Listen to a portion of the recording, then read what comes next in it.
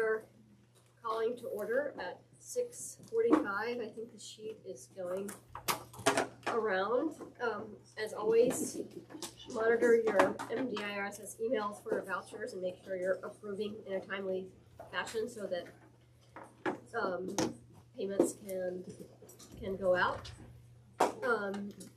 Public comment, and I'll just, because we've been advised to remind everyone that, not that we have that many people here, but maybe, this is a public, this is a meeting in public, not a public meeting.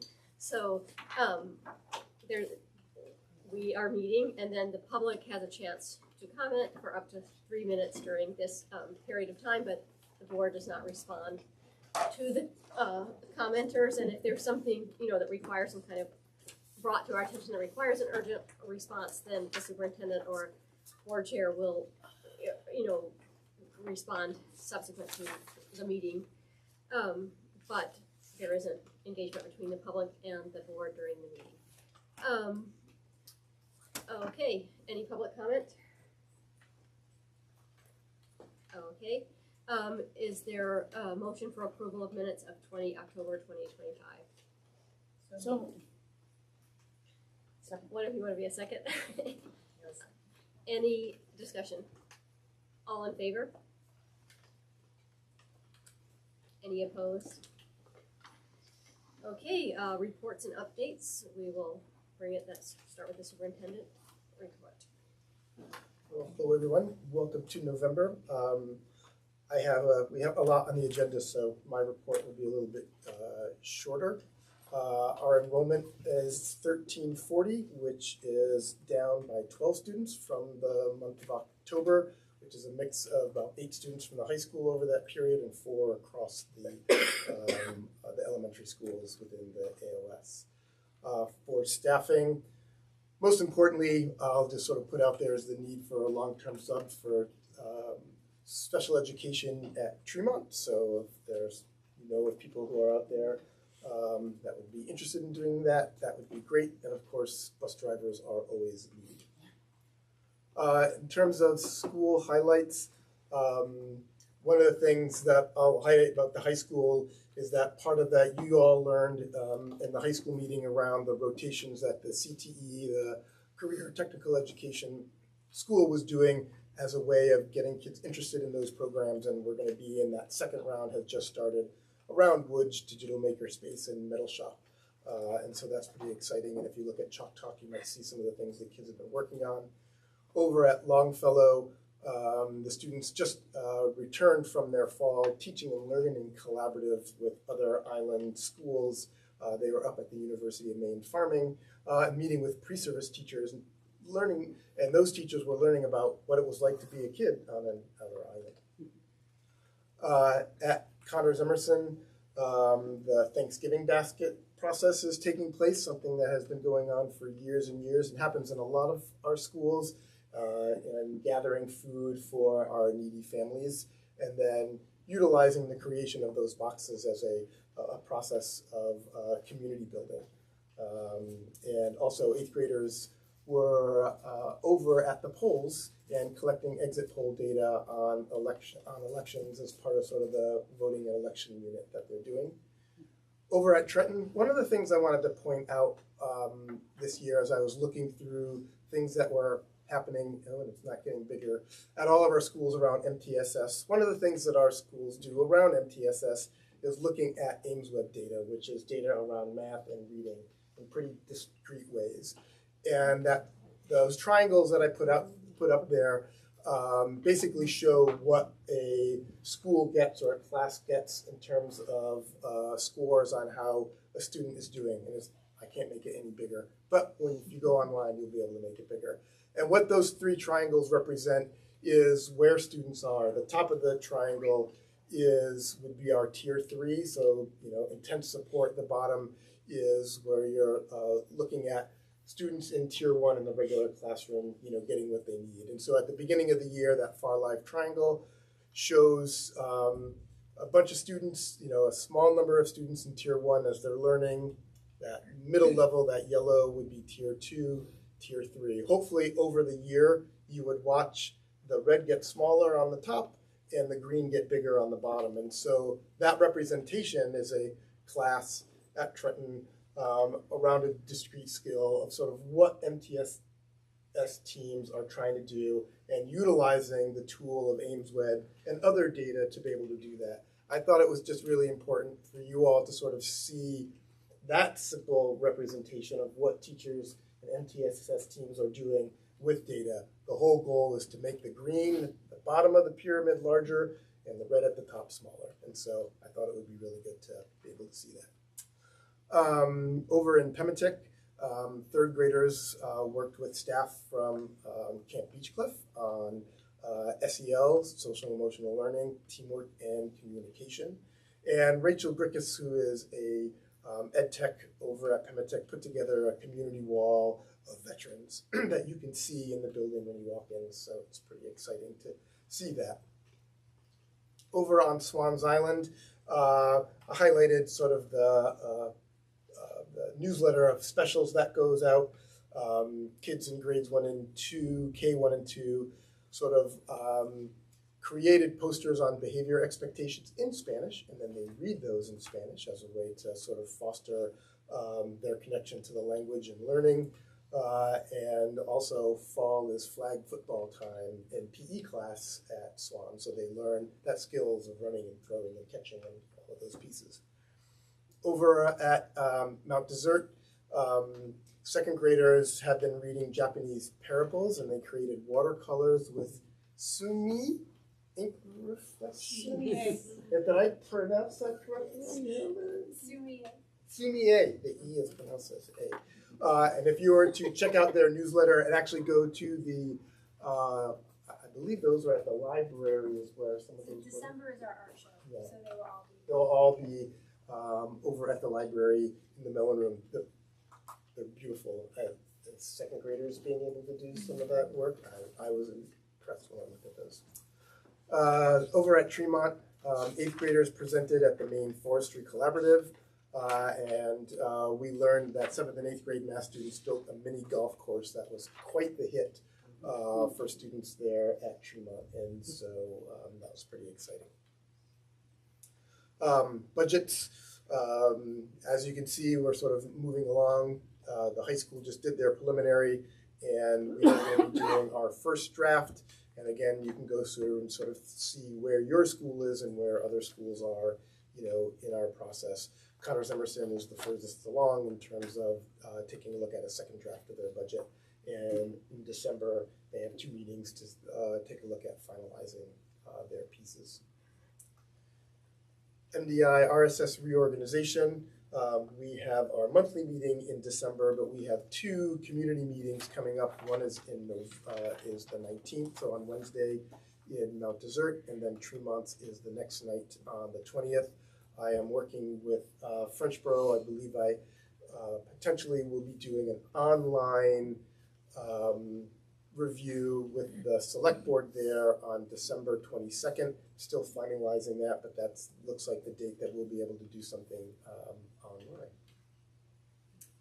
And then finally, at last month's meeting, I sort of talked about the Maine School Board Association's Resolutions Committee, and our representative is Catherine Emery, who went, and I listed some of the highlights of the resolutions, 12 of them that might have impacted the Maine School Board Association support for certain bills that might go in front of the legislature. And these resolutions sort of create the foundation of what they might be looking at in policy. And so you can read the ones that are up there. I sort of listed what the resolution was and then a brief descriptor of what that was. But I'll let Catherine share a little bit about her experience. There were 60 board representatives through all of Maine who gathered, and we got online via Zoom and we went through 60 pages of policy. It wasn't actually policy, it was resolutions about what the Maine School Board Association does. And so there's suggestions and reestablishing a sense of culture and mission. And it was really interesting reading through how much thought has gone into the preparation and There was a lot of disagreement and a lot of discussion, which also made me feel really fortunate to get to witness what matters to folks in Waterville versus Caribou, and to hear that a lot of the conversations we're having are the same there. Access to education in a safe and secure environment for all came up again and again everywhere. And one of my favorites was the values education, the naming, which reminded me of our Portrait of a Graduate. Respect, compassion, responsibility, acceptance, trust, collaboration, perseverance or perseverance, curiosity, accountability, growth mindset, and empathy within the educational community. As a vital link between communities and their schools, school boards must help create an environment in which values are central to a democratic society and that they can be discussed and nurtured among students in order to help them develop and clarify their own. So I suggest anybody next year to do it. The biggest issues that came up were safety for students in school. There was a conversation about consolidation of schools and the fact that the MSBA suggests it be voted by community and not by administrative. Yes, exactly. AI in classrooms, nobody knows. Everybody's concerned about it. Was a big conversation. Support for funding and universal meals. Universally, the boards talked about how healthy students start with healthy, full stomachs. And one of the things that I thought I'd bring back is they recommend that all school boards evaluate themselves. We spend time evaluating our administrators, and we should also take a look at what we do and how we can be a healthy communicating body that supports our administrators. There was only one thing that didn't pass, and it was a probationary period for employment of new employees, and it's set at 2 now, and the proposal was for 3, and it was really interesting. It was very mixed for how 3 years is too much time for somebody to be a probationary employment versus the same teacher might say 3 years is not, 2 years is not long enough for me to show what I'm capable of. And so it was just an interesting discussion, and that was the only issue that didn't pass. It always was 3 until. Yeah, it was 3 and then it moved to 2. Right. And so the move was to turn it back to 3. But you should all have a copy of this. They sent an overview, and you can go in and read through the policy changes. And I found it really interesting, and it made me feel proud to do the work we're doing because there are thoughtful people out there who care. I think it's really important to sort of have a voice statewide, so I appreciate Catherine, you being willing to go and listen and to hear about how across the state of Maine different communities sort of feel about these issues that we sort of tackle on a regular basis. But also the fact when you look at that and what passed in such a statewide group, matches a lot of what we're doing on a regular basis. I will also just say the infrastructure of Robert Rules and Order was very helpful for the discussion. When there's a container and a structure, it allows things to move forward. And that was interesting to see, because if I just went on what I was hearing, I would think that there was a lot of dissent and disagreement, but the vote would be 70-2 at the end. And so that was just an interesting thing to be reminded of. Thank you.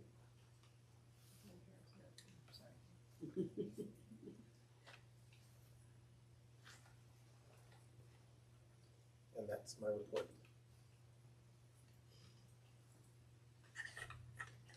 Okay, any questions for Mike? Okay, moving on to directors of teaching and learning.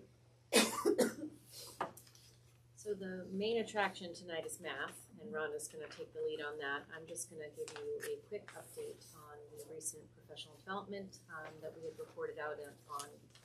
You saw it as an advertisement, and now it's happened in the November note.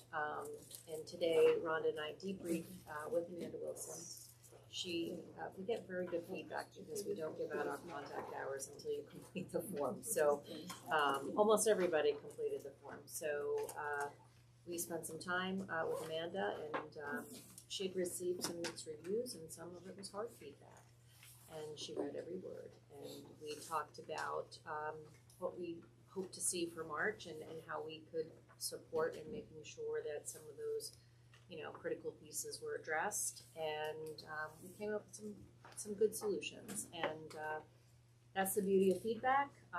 Even when it's hard, it is an opportunity for growth and an opportunity to, partner and make improvements. So that's where we are with that.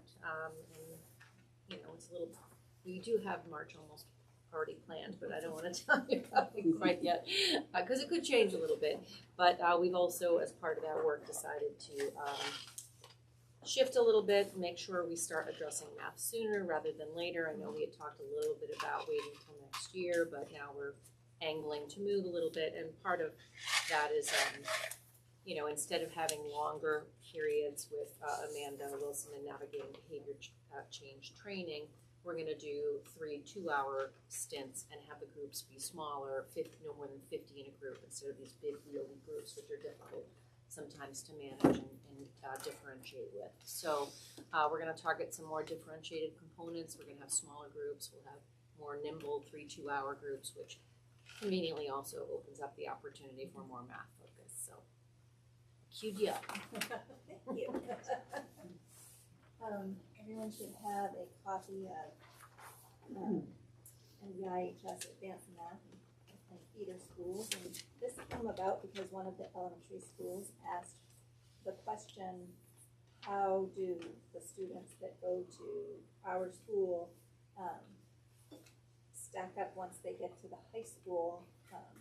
How well do they do taking upper level classes? And there's a lot more upper level classes than just the one that's outlined here at the high school, but this is the one that we selected to zero in on. It's not the highest class, it's not the, but it's an honors calculus class that has been offered over time. And we looked back at 10 years worth of data and then collated it. The orange line is the percent of student enrollment per school. And we left off the outer islands because they have such small numbers. We didn't want any one student to stand out. So those smaller schools have been taken out, but all the other feeder schools or sending schools have been included. The blue line is the percent of students who take honors calculus from each of those sending schools. And so you can see that Connors Emerson and MDES have a higher percentage of students who take honors calculus class versus the general population where they are at. And all the other schools, it's below. And so when we look at that data, we really want to be thinking about the impact that teachers have on students and their mindset.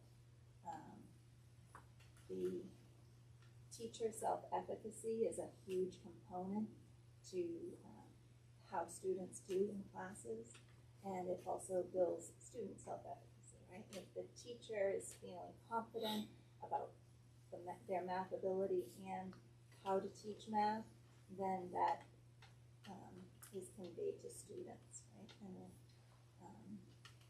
we, in some respects, we're very lucky that we have some really strong elementary teachers in the area of mathematics, but overall across the country, the elementary majors that's one of the areas that have the most math anxiety out of all the majors that are happening in colleges. So in order to address this, there are some things that we have put in place. The green things are things that we're doing now, and those are things that we propose.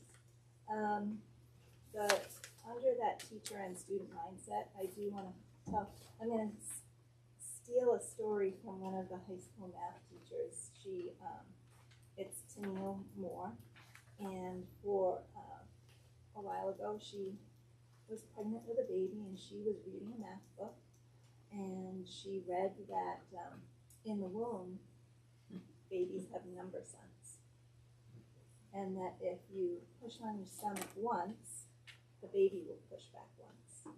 And if you push back twice, the baby will push back twice.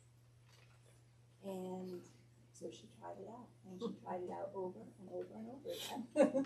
And he pushed back the same number that she pushed every time. Now, she tried to get him to go to 3, and he would not go to 3. But once or twice, he did it every time. And so, you know, the point of that is that as humans, we're born with mathematical ability. We're born with number sense. We need to be taught how to read. Our brains are not wired to learn to read, but we are wired to do math. And for whatever reason, people are very quick to say, oh, I don't do math, or I'm not good at math, but we're all born with that ability. It's how it gets nurtured that makes the difference.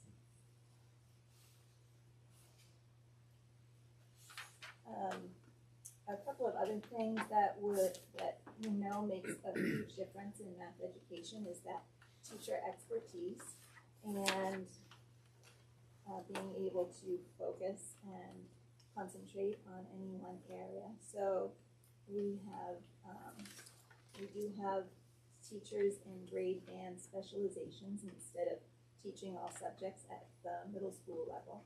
But we do need to prioritize some professional learning that really gets at that content knowledge. We've done a little bit with that, but we think continuing that and being a little bit more proactive about it.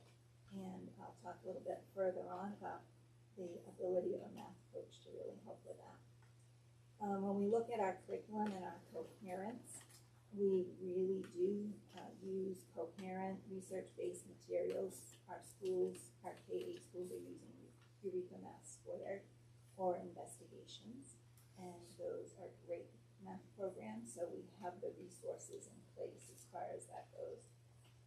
We do need to continue to build teacher understanding about what the standards mean, and then how do we assess those standards. So we continue to work on that through Common Studies. So, professional development. We do have time with Common Studies, and actually December 8th and 9th, Erin Oliver from All Learners Network is coming to work with our teachers. She does lab site visits where she works with host teachers, and she co-plans lessons with them and then co-teaches with them. And other teachers from around the district can sign up and go watch this, and then they have a debrief session after. It's very intense, and it gets at that content knowledge and the pedagogy of how to teach math. So we're very lucky to have Erin who comes and works with us. And then just looking at that content focused PD, we actually have Erin coming back in March to do some sessions on fractions and looking at how does that topic of fractions evolve from grades 3 through 12. So I'm excited. I'm excited about that. I don't know if everybody is, but I'm looking forward to it. If you can't tell, I used to teach high school math, and I was a math coach, so it percolates out every now and then. I try to be, the same for all content areas, but my heart is math. So math coaching, for professional development to be really strong and really take hold, it needs to be sustained over time. It needs to be job embedded. It needs to really be focused on what teachers need in the moment. And they have to see how it relates to their classroom.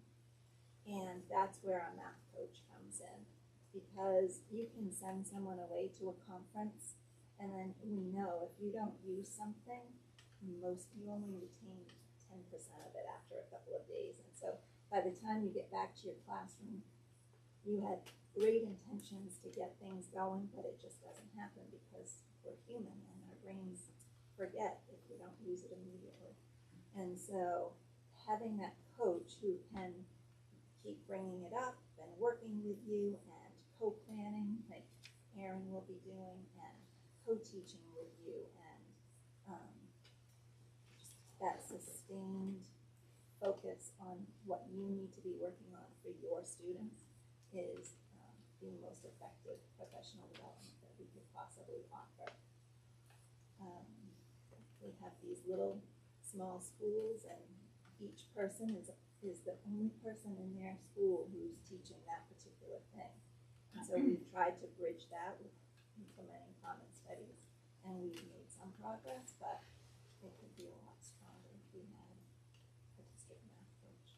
So I believe you'll see that in the budget when we get to that point. Is there another question? Gail? Two questions. Maybe it's a keen grasp for the obvious, but one of the reasons it appears to me that Thomas Emerson has the resources it has is they have more kids in there. So they have more latitude to be diverse in their offerings, which I think is something we should all think about. And it's not just middle school. And how challenging is it? It sounds like the sort of coaching that you're talking about is kind of playing catch up. And it's with staff that's already here, and I hear very keenly your thing about one person integrating, and that's far from ideal. How difficult is that for you? And for that individual, that teacher, to actually become fluent? And how long, I mean, it varies, I'm sure, depending on the individual, but in the meantime, what's happening with the students? And how long do we expect it to go on before we can see kids being sufficiently, being able to access mathematical skills? I don't expect it's unique to us. It's going to be different for different teachers, right? But it is about changing someone's mindset and how they feel about a subject. And when we had childhood trauma around an issue, right? A teacher was mean to us in math class, and then now we're teaching math. Like, those things do not fall away easily. And so I'd like to say that it wouldn't take long, but for some people it's going to take a very short amount of time working a little bit with a math coach, and other people it will take longer. Should be a focus of hiring? It already is as much as it can be. Okay. It's really hard to find elementary people when you ask the question, are you more a literacy person or are you more a math person? 90% of them say literacy. It's hard to find elementary people who, I'm overgeneralizing, but it's hard. Marie, it's your question. Kind of along the lines of what Gail was asking, like, what are we doing right now? Like, if we have, I suspect in the middle school, if there's a student at a school that is underrepresented or has a small population, but they're ready. What are we doing to meet their needs? One, are they going to another school and getting math? Are they zooming into another school that's teaching math that has a teacher that's at a certain proficiency that we desire? And so that's my first question. Because I also am concerned about, like, there's some things that may not change, like populations at some of these schools may not change. Some of these smaller schools, they won't have the grouping, the cohort that would, if you're the only kid that is doing a certain level of math and you don't have anyone else to bounce it off, it doesn't matter whether or not the teacher is, how proficient it is, or still, if they're in the community, that's part of the learning as well. So, what are you doing now when you have someone like this to meet their needs? Is it successful?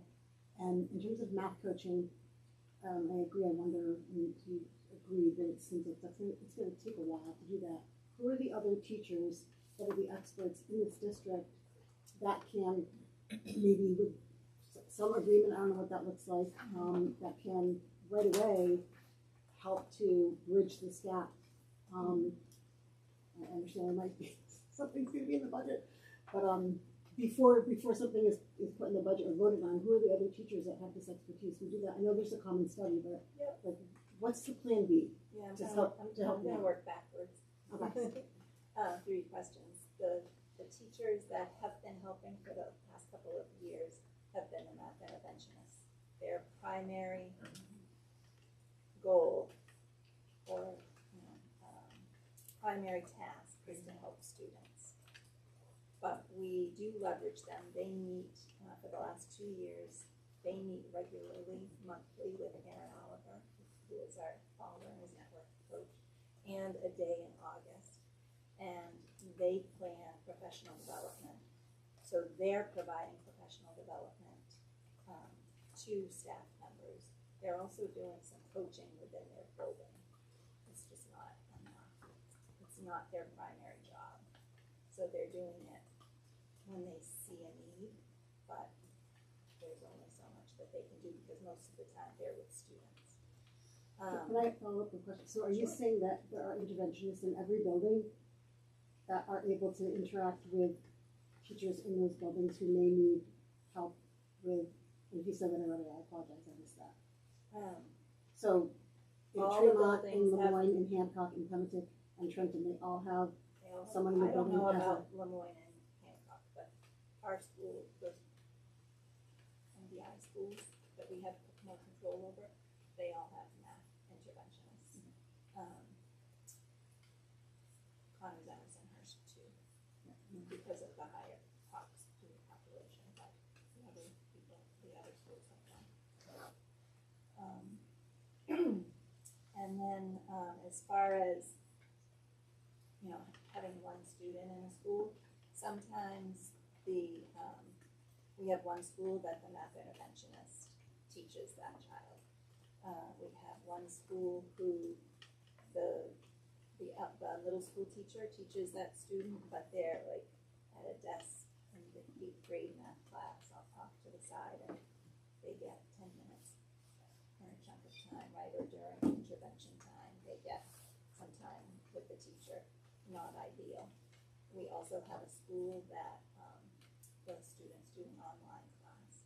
So this is one of the AOS problems, right? Every school is figuring it out on their own instead of being able to have a cohort of students come together. And teachers. And I have a related question that I'll answer, which is just looking like a piece of why Connors Emerson is doing so well is because they have these very good systems. So like if you're coming along in 3rd or 4th grade, you know that you can take algebra in 7th and this and whatever, and it's like there's a system in place to make all of that happen, right? And that doesn't exist necessarily in the smaller schools, and so a child might not even know, so they have to kind of know that greater math is possible, and they have to kind of have parents who might advocate for it, and it kind of has to, like, and so I'm wondering if there's ways to try to scale. I mean, I think I completely agree with Gail that partly it's going to be hard. You're not going to replicate what's possible with 300 students in a school with 100 students. Like, that isn't going to happen, but totally. But is there a way to try to scale some of those systems that are so working really well in Connors Emerson? And even if it's not going to be as ideal as it is there, but it could be, an attempt at replicating that. we definitely need to be looking closer at that, what that looks like specifically. Who knows, but it is something that we'd like to tackle. I just want to say it is within the capacity of our communities to group students in greater numbers so that they get those opportunities. Yes.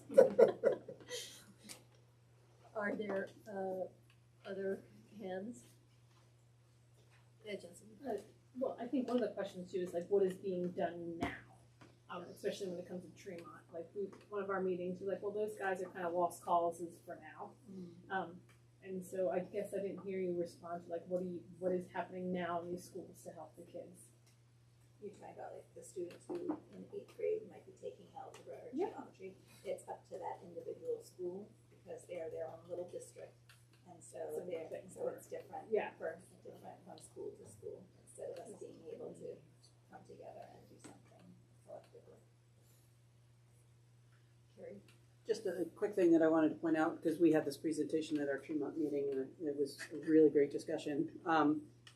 It's not only the interventionists too, it's that Connors Emerson has a gifted and talented teacher who starts working with the kids much earlier than, and is a full-time gifted and talented teacher, if I understand correctly, whereas like at Tremont we have 20% for our GT. It's our music teacher who is trying to, squeeze that in amongst carrying a full load of music. So having that person who can evaluate kids from those early days and really gets to know the kids who are on that GT track or are close to it is also really important in building up the kids so that they're able to look at that level. And she also has time in her schedule to do, not thinking classroom, but thinking skills with K1 and 2 before they are even identified. So she pushes in and does that work with them. So she already knows the students before they're assessed in second grade for GT services. Because she's full-time. Right. And this is one of those things that if we're a single district instead of an AOS, then we can be hiring people who can move throughout our schools. And, you don't necessarily have to have Bar Harbor hires their own full-time GT and Mount Desert hires their own and Tremont hires their own. It could be that some of those positions are shared across the district. Other questions for, This is not, and I don't know where this sits exactly, but another thing that I'm seeing at Connors Emerson that's been interesting to me is that it feels like in some of the math classes, or the higher level math classes, there's a ton of interaction between kids of different ages. Like it's not, there's 8th grade, the 8th graders that are the 8th grade honors and the 8th grade veterans, 7th, there's a lot going on across grade levels, which to me seems like something that might be especially relevant even in smaller populations, really older. And some of that's like direct, the same math happening across the school, or it's just 3rd graders being in the same space as 7th graders being excited about math, and so yeah, that's a great point. Yeah, it's cool to see. any other questions? Or will we move on to our Child Development Services Transition Update?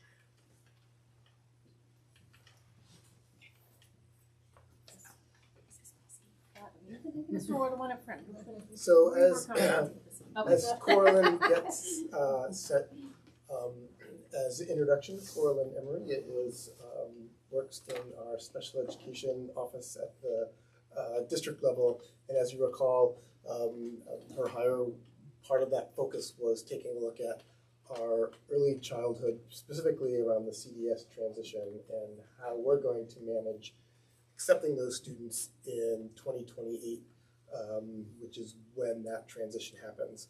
And we wanted to make sure that we started that process early in defining what that looks like for our schools, how that looks, within our structure. And so I thought it was really important that she come and sort of share, talk a little bit about the law and then sort of where we are. Yes, thank you. So as Mike was saying, I'm Coraline Emery, the new assistant director that you all brought on this past July to help prepare our schools for the upcoming CDS transition. So thank you so much for that. It's been a great opportunity to learn about all the schools and also the unique needs and individuality in each of our communities within the district. So as you know, the legislature passed Public Law 2023, Transitioning Responsibility of Child Find and Free and Public Education for our 3, 4, and 5-year-olds. The pre-K students with IEPs to the school administrative units by July 1st, 2028.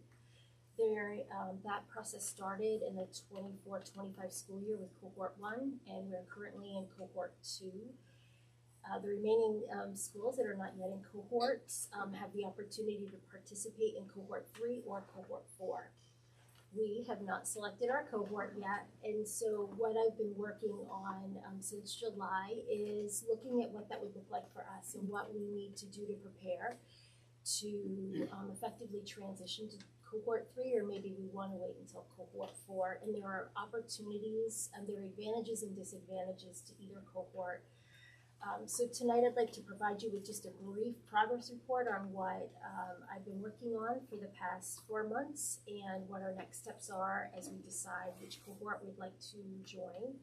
And then next month I'd like to come back and provide you with a more in-depth presentation and more information regarding our likelihood, as our administrative team has a few more opportunities to meet, and as we participate in some meetings with the state as well to gain more information. So over the past 4 months, I've undertaken some significant organizational, procedural, and instructional work towards making the steps to ensure a smooth, compliant, and student-centered transition. The goals that I've been looking at is our effort to provide us uninterrupted services for our children ages 3 through 5, and looking at some internal systems that meet or exceed our state and federal requirements, and also strengthening our early childhood programming and family engagement. And also with that, looking at the fiscal staffing and the facility readiness across our schools. Because as you know, some of our schools already have pre-Ks in them, and then we have one that does not. So just looking at what, well, a few, but Connors Emerson that does not yet. So just taking all of that into consideration.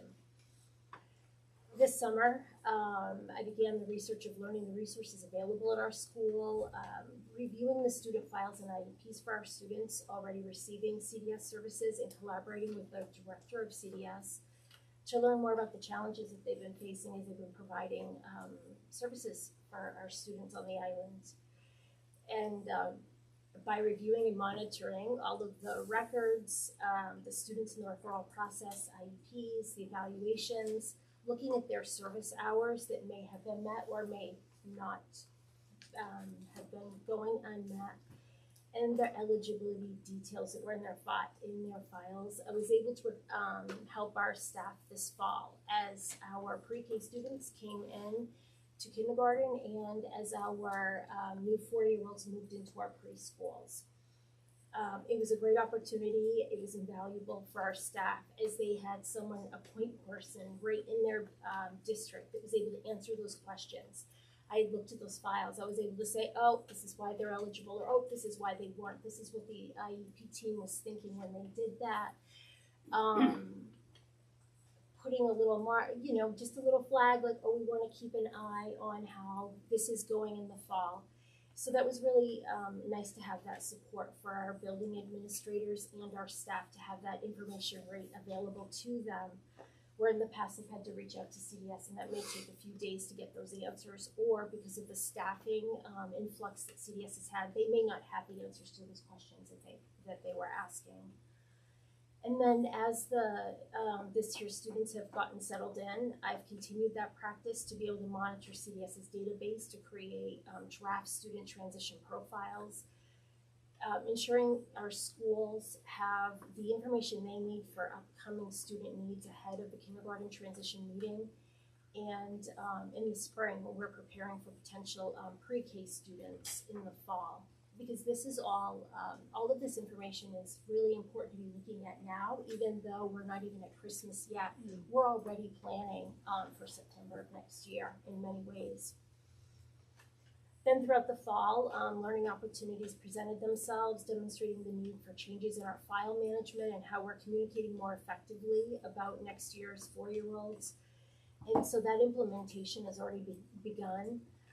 We've developed a transition team that has representatives from special education, the director of teaching and learning, finance, data management, and school administration. And we meet regularly to monitor the progress, resolve issues that we've discovered, and maintaining alignment in all of those areas.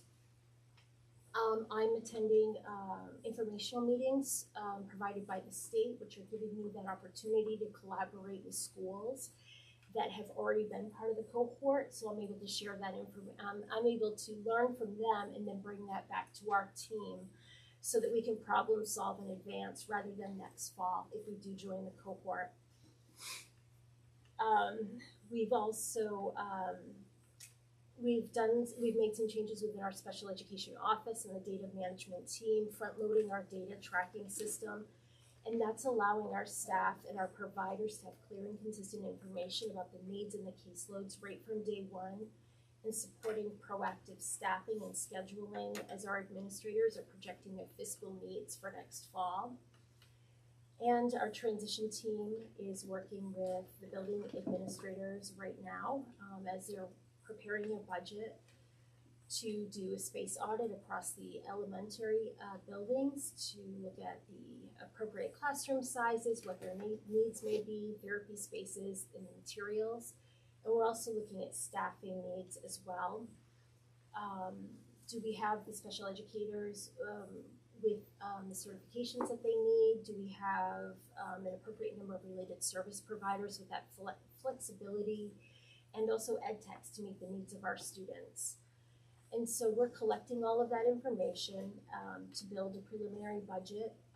Right now, the state will be allocating monies to help with any changes, renovations, staffing that we need. But it's really important for our administrators to be building that rough draft budget now, so that when we go if we go into the cohort 3, that we'll have that information available. So some really great work that we're doing.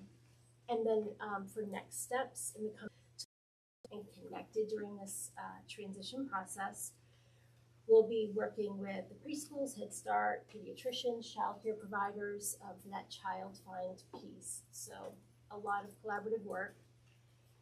And really, like I said, this work that we've been doing over the past few months is just about positioning our schools to be able to feel confident and successful in making that informed decision on whether or not we're going to participate in cohort 3, or if there are other pieces that we want to look at. Because it's important that we want to deliver those seamless services to our children and families, while strengthening that early childhood programming across the schools and just setting our schools up for success. So I look forward to coming back next month with more information about the cohorts that we're thinking about joining. Thank you. Yes, you're welcome. Other questions? Gail? Is there any consideration being given to the possibility of move wisdom or lack thereof of one CES program on location for the system? There is. There sure is. There's a lot to that. There is, and we've been in conversations with some of our partners, and the hardest part is, as an AOS, it's difficult to create a single, because we can't employ a teacher. But it's something that we're looking at, yes. Can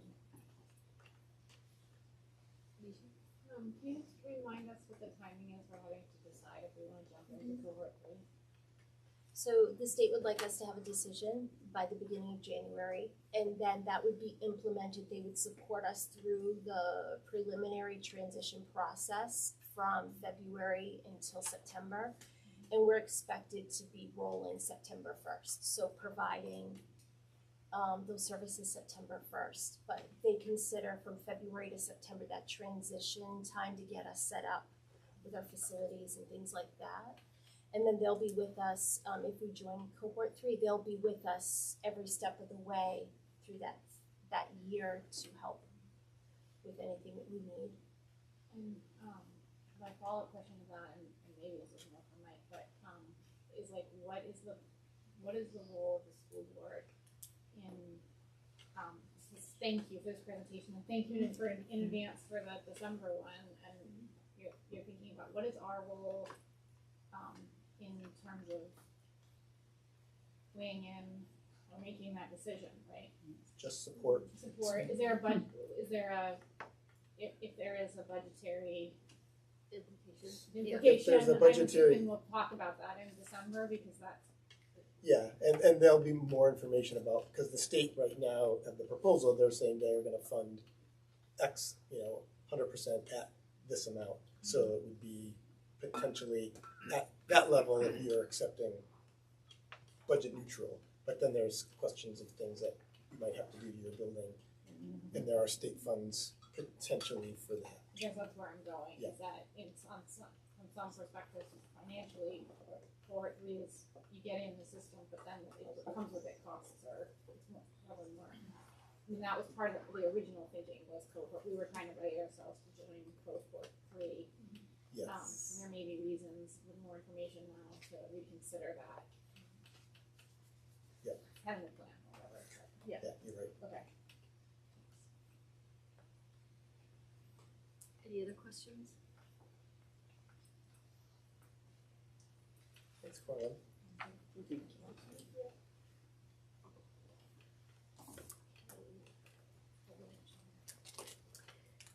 Discussion items, the draft fiscal year 27 budget. Actually, one way, budget's the other.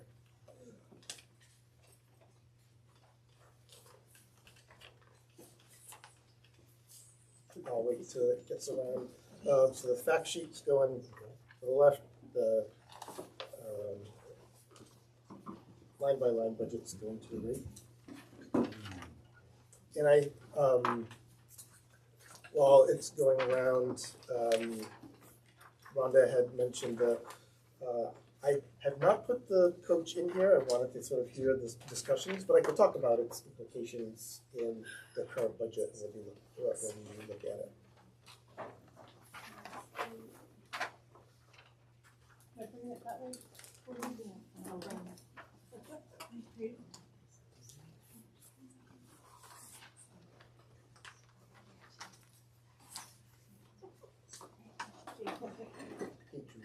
Yes.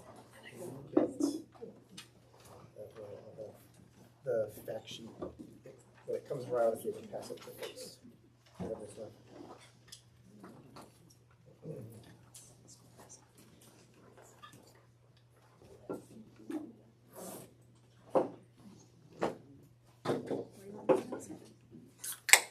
Well, once Jacques gets.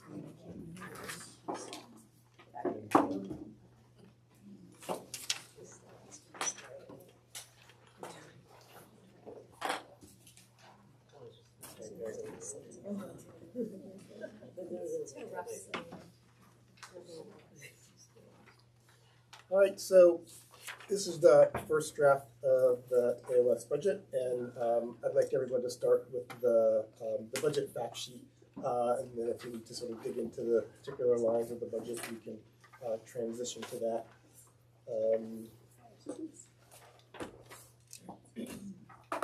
And so we will start with sort of the revenue summary. And so from the AOS, our revenue comes from either carryover from year to year. We are proposing around $215,000 as part of the budget, saving out $100,000 for next year because that helps the overall assessment. And then the rest of our revenue comes from our assessment to our member communities who are part of the AOS. And just as a reminder, on the back of the sheet is sort of the AOS assessment calculation. So if you wanted to remind yourself of how we get the funds to do what we do, that's there on the back. And then that last total revenue, that's basically our budget to budget. So our proposed budget in this preliminary is $3,644,907. So in a budget to budget sense, that is a 7.2% increase. To assessment, it would be a 3.8% increase. So again, in looking at this first draft, we're looking at an assessment to towns at about 3.8% to meet what's in this budget, and I'll go through those. And then that budget to budget is 7.2. And so within special education, really the pieces that make that up within our budget are salary and benefit increases, and then some increases on testing materials that we wanted to ensure that we have. And so you can see that within that cost center, that's plus 5%. In terms of staff and student support, which makes up Article 2 within the warrant, there's the Office of Curriculum, and in that discrete section, the only really increases is salaries and benefits. And then in student and staff support, which would cover technology, which would be our tech coordinators, educational tech lead, data manager, network manager, and database manager. The increase of that part is, again, just sort of salary and benefits, nothing added. When you combine those two, when you vote on Article 2, that total is 993, 125. In terms of system administration, that would be the Office of the Superintendent. That's where the majority of our increase would be, which is looking at new conference room chairs. Because As if you've ever been to a meeting. Because if you've ever been to a meeting there, highly uncomfortable, and the poor principals have to sit through it weekly and fight with them. And I think we have something that could work. And also the other big piece is new accounting software upgrade. The accounting software that we have right now is kind of phasing out. They are no longer doing updates to that system. Also, in terms of, I think I've talked before that we still do paper timesheets for our staff across the district, and there are a lot of inefficiencies and potential inaccuracies that not only on the staff side, but then when you have payroll staff having to read this and potentially making mistakes or staff making mistakes, that can impact and the efficiency of getting that done is really low. And it's 2026. Almost. And so last year we looked at a variety of different programs that might be a potential use. I had spoken with superintendents who have made the switch last year and what they're looking at. And so we've budgeted around $100,000 for that program that would encompass all of those pieces that we were looking for. A lot of that money has to do with the training support that the business office would need to make sure in terms of the implementation of that starting with next year. And so in the area of system administration, which is my office and the business office, operations and transportation, that's where that 11% increase is. Everything else pretty much stays the same, looking at salary and benefit increases. And then on the back, you can see our reserves. There's our special education reserve, the AOS reserve, which is over $800,000 again. Any member community can utilize the funds in that reserve if they run out of their own reserve, if they have a student of needs that has that happens, and then they can sort of dip into that. We have our deductible coverage that supports the office, and then our curriculum fund that supports the needs of teaching and learning throughout the district.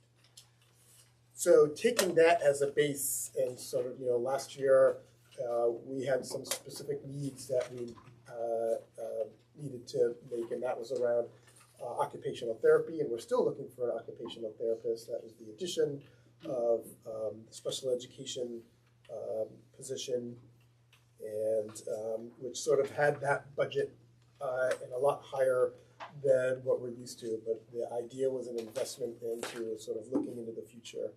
The budget I'm presenting right now is making sure we take care of our finances in the 21st century and meeting that need, and then holding fast, recognizing that our communities are moving into their budget year and wanting to make sure that the assessment that we have is as low as possible. We just had a presentation that sort of talked about the potential addition of a math coach, which could go into this budget. That would be probably an extra $110,000. And if my math would right, that would be a budget to budget increase would be double digits, I would guess, in looking at that. And then our assessment to towns,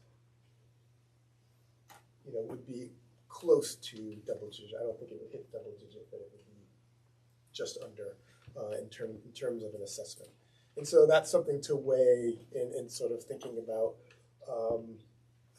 the impact of that position on the math instruction, across the district, as being something that, as a potential addition. And so that's the budget as presented, and I'm happy to take questions. Carrie? Under the system administration, the operations coordinator, bus coordinator, did you explain that line? I'm not quite sure what this means. So that's same as we've been doing it.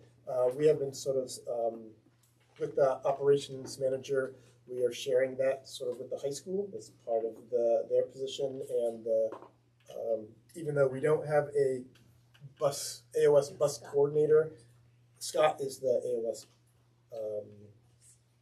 operations coordinator, but he also has a role at the high school. And then the bus was Warren. He was doing some work with the high school and managing, and some AOS work, and we were sharing that position. So that hasn't changed. It hasn't, okay. Yeah. Because it seemed like the things that were in this box were always something that was different, so. That's Okay. that is the same. Thank you. Good question. Okay. Any inkling that 10% for first year is not going to be enough this year? Not yet. For insurance, not yet. And when that notice went out, and I think I've said it at other meetings, in terms of we're not privy to what happened between Northern Light and the MEA, and so that makes it hard to get a sense of it. And then so all we can do at this point is take a look at our usage, and we had the first round, and then we'll get a couple more of what that might potentially look like, and whether 10% is enough or not. And it's served us well over the years. I don't think we've ever exceeded. But I might have been just a an couple assistant of years principal. ago, it was almost It 10. was almost 10 a couple of Yeah, years it's ago. been Maria? I have a question for Rhonda, and I mean for you too. 'Cause Yeah. The conversation around the math coach, the district math coach. I mean, I love it. I like the sound of it. I like the concept behind it, and I fully support the initiative to be more aware of where we're falling short and where there's opportunity, and to support that. Is there value if we couldn't do it in one fell swoop as a full-time position for year one, let's say? Is there value, and do you think there's an infrastructure around being able to do it as a part-time position? Or do you think that would be challenging for that kind of role? My first reaction is that I think it would be challenging for that type of role, primarily because a couple of years ago, for a couple of years, we used title money and paid someone part-time, a retired teacher, came back and did a little bit of math coaching for us, and it was going really well, but really she could only focus on new teachers, and so it really didn't. It grew from year one to year two. She doubled how many people she was working with, but at the same time, we had more title money that second year, so we were able to pay her more. But and people were so open to working with her, but we just didn't have the money. And she was retired, and she wanted to fully retire, and so I think it would be really hard to find someone, because we did look that third year to try to find somebody, and there was nobody that wanted part-time, so. And I think one of the things she lamented was, I'm working full-time for part-time pay. Yes. There's no such thing as a part-time job. No, it ends up being full-time. Yeah, well, are you solicited, would you like our input about the math coach, or? Yeah, I mean, knowing where we are, with the numbers, and I thought it would be good to solicit the board's input, and then I could put that together and quickly share out a fact sheet with those additional numbers. But like I said, I think that budget to budget would be at about 10% or a little bit above, and then we would be below 10% on our assessment. 7.6 10.4 untold revenue. That's fine. Marie? I'm just gonna give a, is it broken record or broken wheel at this point? I would continue to ask, I said this at our Harbor meeting, like, for something that's standardized about, the, like, for instance, a 6% across the board administrative, raise, I don't know if that's the right word, increase wages. I understand, you know, we always talk about, the teacher contracts and we're that, those are fixed costs. Those are very standardized and very transparent and open and based on steps and logic. I still always have a really hard, it's very hard for me to swallow across the board percentage increases for salary in other positions without seeing some sort of a standardization or justification, research, anything above COLA. I think it's very hard for me to understand, so I would like more information about that. And I completely, these are, I'm saying things that we all know, like, these are really rough times right now. And we already know that we have the best teacher and administrative staff, and look at what we do in our schools, and we are struggling right now to build our schools and rehab our schools and finally pay teachers what they should be paid. I think we really need to, I know we've always gone under the auspice of we need to ask what we need first and then cut back from that, but I think we need to have a little bit of a mindset about where are the ways that we can really, really trim. Because there's a lot of people that are hurting. There's a lot of people that are not going to pay their heat this winter. There's people that are unemployed or on the verge of unemployment. I don't want to go back to our this idea that we've operated under this like culture of depravity, because I don't think that's what our schools deserve, and I don't think it's what our teachers and our administrators need or deserve. I really want us to be I really want us to be really, really thoughtful, especially if we're considering adding another staff position. I'm not saying it's not needed, but another staff position to a very increasing AOS budget that rightfully so, as it should, has been helping keep our kids consistent and getting the resources they need across a very inequitable system that we're in. So I know all these things, I just want to call that out. This may be a year when we start looking at the budget that way and really looking at, like, rather than like should we, or like where can we let go of this? Where can we take another 1,000 off of this? Where can we, and just button up for a little bit for a year and see what happens. Sorry, but it's not against the work or the community spirit or the importance of what we're doing, but I wonder if we need to have a little bit of a mind shift right now for lots of reasons. Gail? You're speaking to the fact that for a long time this economy has been humming along, and we have been able to take advantage of that, but it doesn't always do that. And I've been on this board for contract negotiations in 2008, in which we had to say to the teachers, we can't give you anything this year. We love you, but we can't give you anything this year. And they understood that because of the times we're in. We're not yet in those situations, but things are, as we know, incredibly unstable. And I do agree with you. I do think that we need to be as careful as we can.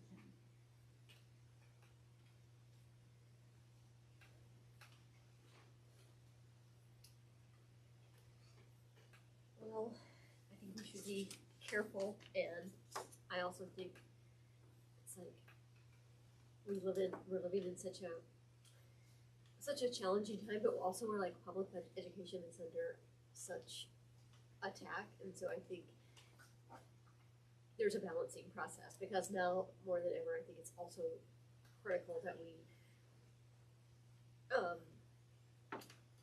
we stand up for our kids' needs and and ask our staff. And I don't mean like unduly burden our community, but also that we do say like these are really key needs. This is the most important thing our community does is provide. This is the most, I would argue, our most important public service that we do as a community. And so, like, even if we're all, I'm feeling poor. I mean, I'm underemployed because my job got hit on the axe, but I still want to fund the math coach, even if because I think it's so important that we're not losing, the forward momentum of public education right now because it's just so important.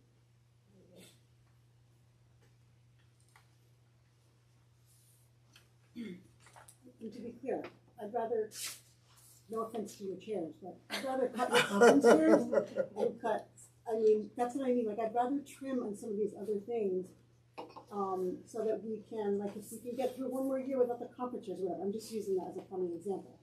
And we can get through one more year with, only $140 for general supplies like we did last year instead of $1,500, like, really tighten this budget and show what the priorities are. If the priority is, we know it is, like, we've known that we've had this math problem for a while, right? I mean, it's just gonna get harder and harder because of the populations. And some of the schools are so small, the cohort is not, we know all these things. These are not new things that Rhonda's just telling us about. She's just put it into a presentation for us and is highlighting it's like her most dire thing that she wants us to know. So our job obviously is to respond to that in a way that is helpful. But at the same time, we can't sometimes have it all. So if we are saying, like Jessica said, like this is what we should be doing, we should be funding this, and maybe we've got to give up the chairs, or maybe we've got to give up something else to help make a dent and reflect back to the community that we are a part of the community they're also hurting, and that we don't want to, we understand that we have to have priorities, and we're gonna show you what those priorities are. And this year we might not get the chairs, and we might not get the whatever, the extra blah blah blah. So.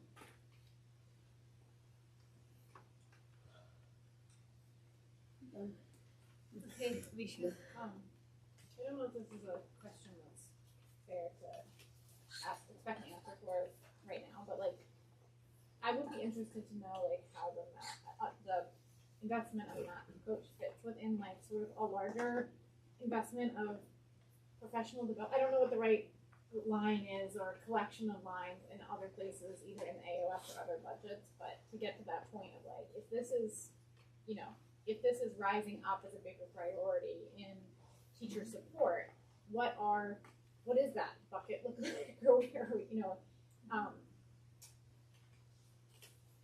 I don't know how to reflect on that in the budget review. But Yeah. we just talked about a professional development day that got mixed reviews or whatever. Not to pick on that, but how do we look at that whole? Which is, I don't want to pick on that because I love it that you came and told us that and talked about how it's feeding into this. That's really important.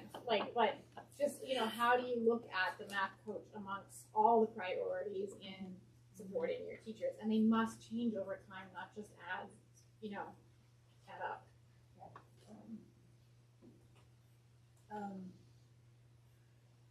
My first thought is,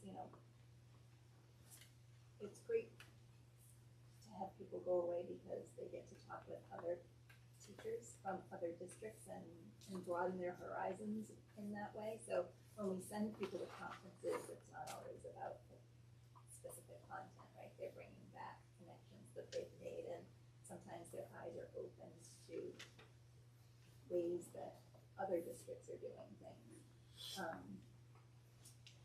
But if we had a math coach right here, we wouldn't necessarily need to be sending people to big conferences or until the economy gets better and we could do that again. We also could, right now we spend quite a lot of money on coaching with All Learners Network, and we use title funds, but maybe we could reallocate that and spend that title money in some other way. And not spend so much of it on All Learners Network. So I think there are, it's not going to make up $100,000 worth, but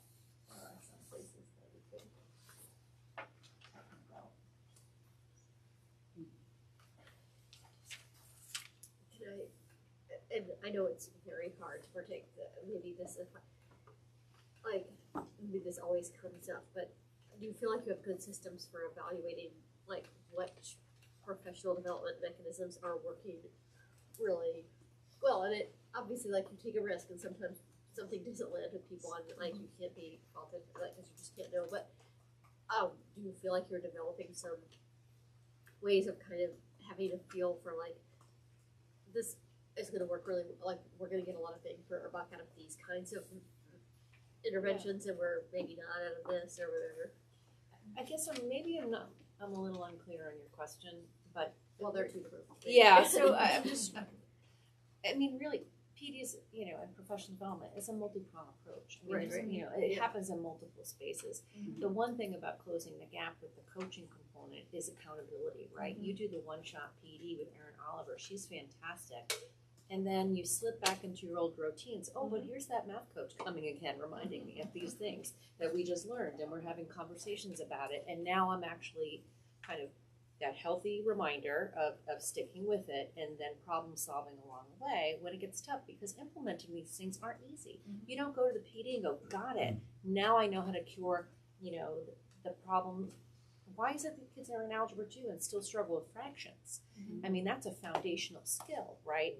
So, the conversation the Algebra 2 teacher wants to have with the coach is a little different, than the conversation when they show up to the fraction workshop, right? So it tends to be more specialized, more nuanced, more specific to the students in front of you. The coach comes in and co-teaches with you. And we have that for literacy right now. We've got co-teaching happening, lots of embedded job professional development. We don't have that for math. It's hard to find a math coach. So just because we put it in the budget doesn't mean we're going to get it. So you know that, right? So we want to name that. But we're constantly working to improve math instruction. And, we're even trying to share the burden a little bit. I mean, one of the things we're trying to launch is math literacy in other disciplines, right? In science class, in social studies class, and so forth. So it's kind of like reading across the curriculum, literacy across the curriculum, and now math literacy. Those are, our goals and our plans. We've got some good people on the docket, but it's just not the same. That's all, And can we live without the coach? Yeah, we have, and this is what we have. It's what we have. That's all. And we don't want to be a scarcity organization either. We want to just take what of the variables we have, do the best we can, keep learning and growing, and moving forward. So we'll just didn't hurt to ask, right? I mean, we definitely wanted to, this was the time to make the case if we were going to do this presentation. So this would help, but that's your call, right? There's lots of things you're contending with, and we understand that and can work with whatever constraints we've got. I think I'm touching a little bit on the question that you asked, Nisha, but I'm not sure. I think actually this is kind of an assessment of PD in a way, because it's like comparing the different schools that have different kinds of PD for the math programs. So like this data that we have in this, I'm sorry, I'm saying this about a piece of paper. Sorry. The thing they wanted to give us about the math performance of different schools, that's such, this is so obvious, but that's our data. And it's like showing, like, if we're going to break it down, well, into dollar let me help amounts, you a little bit. This is the result like of an the systems we've put in place, Yeah, right? it's an assessment of what we have. If you're gonna not revamp this whole system anytime soon, the malleability and kind of the more, the nimbleness of the coach is like, I can get into these little spaces and so forth. That's part of the thinking and the strategy. Totally. Yeah. I guess, Go ahead. sorry, I hand up there. But I think my question, I think you were starting to answer it, and I don't want to put any of those things on the spot, because that's your off the cuff remark, and it should be like, but like, is there, if we're saying like the thing that would really help us move the needle on this thing that's been identified through, like exactly what Jessica, you've been asking about, like the sort of the data behind some of the, the evaluation. This is a way of evaluating. Like, if this is a priority, how does that sit with the other priorities that are in that budget? And maybe it's a priority and it's still last on the list of the other things that we're already investing in and want to keep that going, or maybe actually it's a bigger priority than something that we've already been doing that might not be $100,000. So just like how to rank it within the competing priorities in this category, right? Not we have to think about all the competing priorities in the whole budget. Right. But within the things that you're seeing from the curriculum and the performance of our students across the different schools, you know, how does it sit with literacy coaches, or you know, that's the part that I was just looking for a little bit more. If we were going to come back to the next meeting, look at having a. I know, I feel like I should send you the video link. I said, should we show the preview video link, which is like the moral imperative of why we need to help math literacy. So they do a much more fantastic job of laying that argument out than I do. But I will, yes. And that's the film we're gonna watch together as a faculty in March, because we want people to understand the stakes of math literacy and why it's not okay to just accept I'm not a math person, and here we've created this hierarchy of people who have the math and people who don't have the math. We can't do that anymore. And it's a system too, beyond us. I mean, we created, and you know, Rhonda, caught a little bit earlier, you had said, you know, I don't know why people do that, and I'm reminded of the film that kind of laid it out, that we created a system of math instruction that quickly determined whether or not you could move on to the next step and if you were a math person. So a lot of people do hold that trauma because of how we taught math. And it was really an algorithmic, you know, variable representation type of math, not real thinking. That is the underpinning that we're all born with. That, and we kind of, you know, we weeded people out. So we need to disrupt a system. So, you know, the coach isn't going to fix a system, right? You know, that's a patch. We're talking more about systems, and mindset is, you know, Rhonda put mindset. Number one thing is one of the key components in there. And that's with all our kids. I mean, Erin Oliver's going to train ed techs on math mindsets, and, you know, they can't show up and say, oh, I'm not good at math either. Like, no, we're not going to do that anymore, right? We're gonna embrace the struggle. So. I just want to say, as a preschooler to understand fractions, if I give one preschooler half of a cake and the other one 3/4, they understand. So true. I don't know, how do you have a cake and 3/4 of a cake? Or a cookie, yeah, right. Yeah.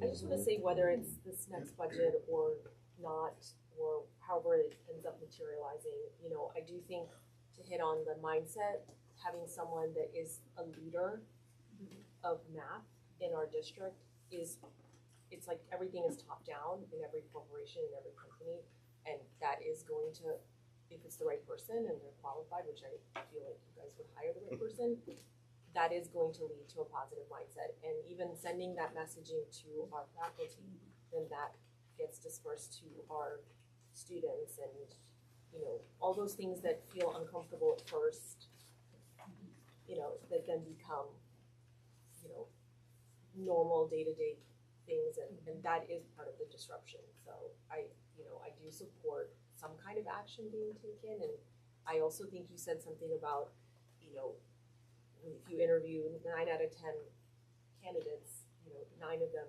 are going to lean towards literacy, and that's great, that's really important. But that just goes to show that we already have a deficiency with a math focus. So we really do, you know, need to treat this as something to be addressed. I sent out the trailer to everybody. Thank you. Okay. So are we done with budget now? And I think, based on the discussion, I will bring 2 budgets back, taking some of what Marie said in terms of looking through some of those discrete lines and seeing what's there as you take a look at, you know, what you can do. And so that's what you'll see, you know, what I'm bringing around for in December to be able to make some decisions on. Okay. So, first reading of revision to policy BEDH, public comment at school board meetings, and I think this comes as some recommendation by our legal counsel just to protect the public's right to weigh in, but also, ensure that we have, good policies that allow our meetings to function really well. So the important piece of this is ensuring that the folks that might come to our schools, whether that's our elementary schools, our high school, which is multiple communities, or the AOS, is to ensure that the folks that are coming to speak have a stake in the game. And so the revision really sort of speaks to ensuring that, those folks that our work and your work isn't upended by someone that might be from someplace else. And so the revision is sort of based on protecting the folks that are within our district and are served by our schools to be able to speak and share. So, are there comments on these revisions? They're linked. Hopefully, everyone's read them in their agenda. Gail? Well, I have a comment, but you want a motion? Oh wait, this is just a first reading. you could move if you wanted to. Well, we sorry. can move it. You could move it if you want, No, I but won't. we haven't seen it yet. When you mentioned at the beginning of the meeting that we won't be responding to public comment, the board won't. I think it's important to say that, but I also think it's always important to just give a little sentence about why that is, because it sounds pretty cold. But I don't to just say we won't be responding. We won't be responding because we set the agenda, and that gives public notice of what we're going to be deliberating about and discussing. And if we start reacting to things that are brought up at the meeting, then the rest of the public doesn't have a chance to figure out whether or not they want to come and be heard on that too.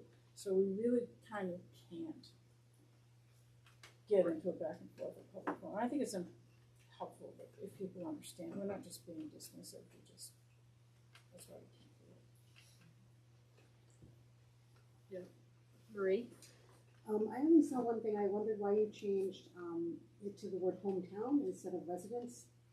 Those feel like they're different things. May have been overlooked. So I would just say, like, maybe each speaker will be required to state their name, place of residence, or town, city of residence, and school affiliation. Hometown is like, sometimes it's like, oh, I live here, but my hometown, I grew up in small, but Connecticut. sure. All right, residents. Oh, I see. Yeah. I agree. Other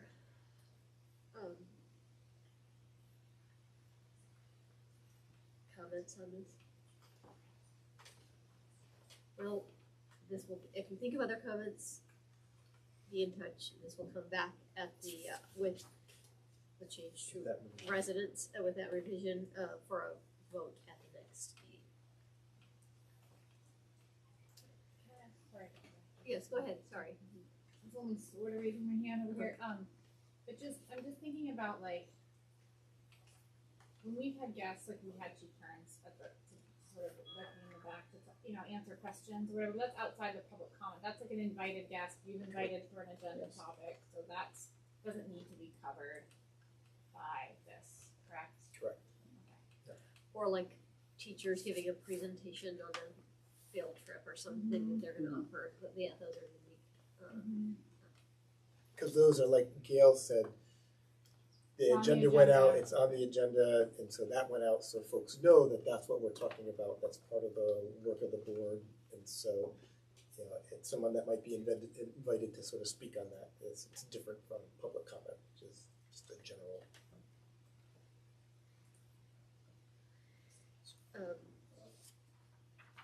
Okay, any other? Is there a situation in which somebody from outside of our Can you please read your hand? Hold on, please. Go ahead. Is there a situation in which somebody from outside of our little area district would need to make a public comment or want to make a public comment, or besides like being disruptive? Well, I'll let Maurice go to Gail. I mean, so we, as you can see, this specifically includes, say, an employee or a caregiver who, like, if you live in Hancock, you don't live in our district, but your student attends here, you can public comment, or you're a teacher who lives in Surrey. Then I think, and that's provided for in this thing, but other than that, I can't think of a reason why a person from, say, New Hampshire that need to public Sure. comment, right? I'm just curious if, using our imaginations, we can think of a reason, like, are we blocking something off besides disruption? Probably not, right? We did use our imaginations and try, when we went through this and try to, I mean, we went through this process and that's how we got to, in the policy committee, and that's how we got to, yes, there's a legitimate reason for a Yeah. Blue Hill resident who works here to comment, that's legitimate, right?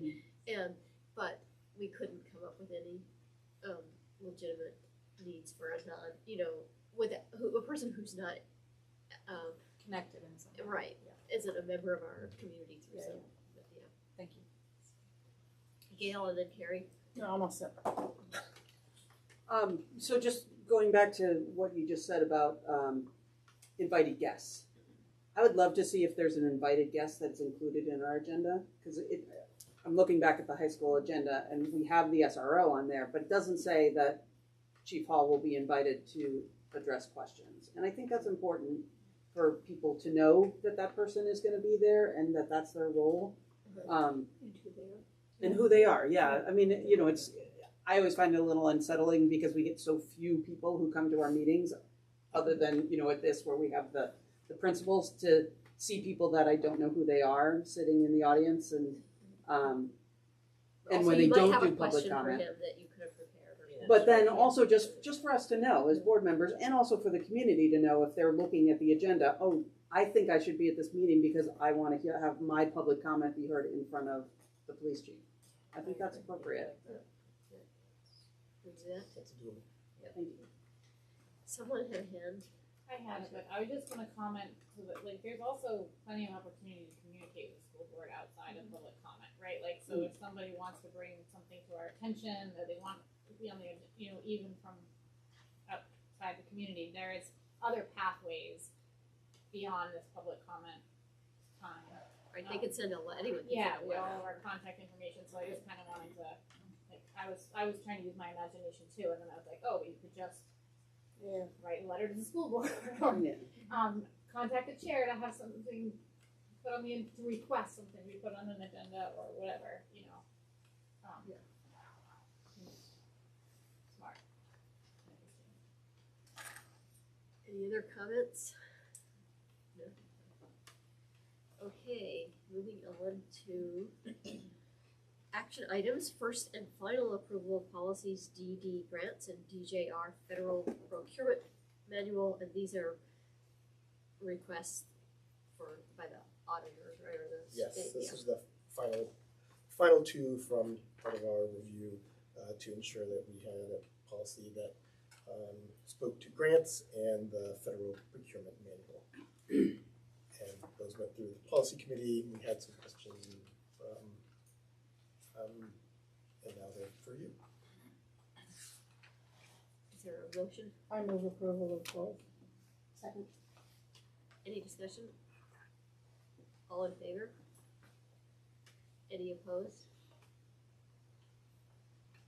Okay, other business.